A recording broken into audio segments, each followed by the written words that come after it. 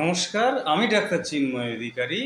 অনেক দিন বিরতির পর আজকে আপনাদের সামনে এসে উপস্থিত হলাম।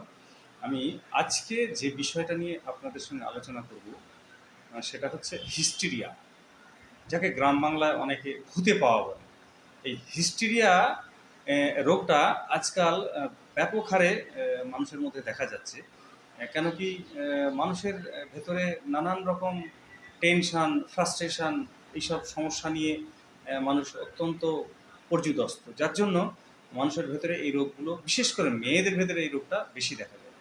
এর চিকিৎসা কি? হোমিওপ্যাথিতে দারুণ ভালো চিকিৎসা আছে, অনেকগুলো ওষুধ আছে। তার মধ্যে অন্যতম ওষুধ হচ্ছে ইগনেশিয়া ইগনেশিয়া আমারা। এই ওষুধটা ফিলিপাইন দ্বীপপুঞ্জ, কোচিন, চায়না প্রভৃতি এক প্রকার ওইসব দেশের এক ধরনের গাছ রয়েছে, যে গাছের ফল থেকে, ওই বীজ থেকে টিংচারটা তৈরি হয়। এটা সচরাচর মস্তিষ্ক এবং স্নায়ুমণ্ডলের উপর ইহার প্রধান ক্রিয়া। এর যে মানসিক লক্ষণ, এটা একটা অদ্ভুত অদ্ভুত মানসিক লক্ষণ, পরিবর্তনশীল লক্ষণ। এইমাত্র রাগ, এইমাত্র হাসি, এইমাত্র আহ্লাদিত, কিছুক্ষণেই কান্না।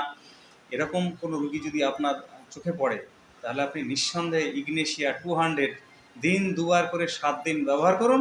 দেখবেন আপনার পেশেন্ট আর অকারণে হাসছে না, অকারণে কাঁদছে না, তার সুস্থ এবং স্বাভাবিক জীবনে ফিরে যাবে।